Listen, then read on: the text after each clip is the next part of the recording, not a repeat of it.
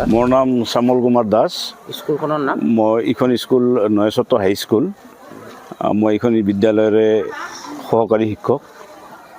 আচলতে এইটো যে বনাইছে গেটখন যে বনাইছে কি হিচাপে বনাইছে মানে কিহৰ আৰ্হিত বনাইছে? তাৰমানে এইখন স্কুল আচলতে ছিনিয়ৰ মাদ্ৰাছা আছিল। 1981 চনতে ছিনিয়ৰ মাদ্ৰাছা হৈছিল। যোৱা 2022 চনত ছিনিয়ৰ মাদ্ৰাছাখন কনভাৰ্ট হ'ল হাইস্কুললৈকে আৰু ME LP ML গেট কৰি দিলে চৰকাৰে। তেতিয়াৰ পৰা হাইস্কুল নামাকৰণ হৈছে। কিন্তু এই গেটখন আজিৰ পৰা 20 বছৰ আগতে বনোৱা। আগৰ যি ছুপাৰিনটেণ্ডেণ্ট আছিল তেখেতে বনাইছিল। তেনেকৈ আছে আৰু এতিয়া গেটখন তেনেকৈ আছে, কিন্তু নামাকৰণটো হাইস্কুল হৈ আছে। সেইটোৱে ৰহস্য আৰু একো নাই ইয়াত।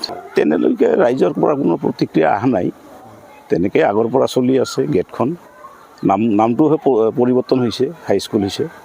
আগত ছিনিয়ৰ মাদ্ৰাছা আছিল, এতিয়া নামটো পৰিৱৰ্তন হৈছে। ঠিক আছে, এইটো সম্পৰ্কে আমি SMCৰ লগত আলোচনা কৰিম।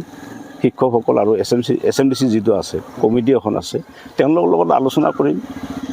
কৰি পেলাই কিবা কৰা যায় যদি পৰিৱৰ্তন, হয়তো পৰিৱৰ্তন কৰিবই লাগিব যিহেতু হাইস্কুল।